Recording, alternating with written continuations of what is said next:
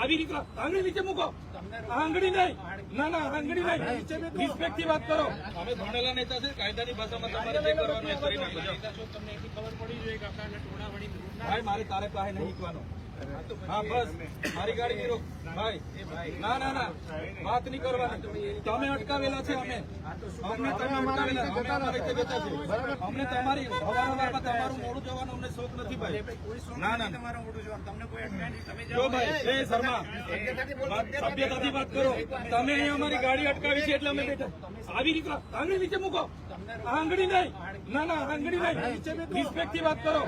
હાથ નીચે ભાઈ, ઓ ભાઈ હાથ નીચે, હાથ નીચે ને ધીરે અવાજ ધીરે, હાથ નીચે. લો તમે વાત કરો, ચાલો સાઈડ કરો, બોલો બોલો.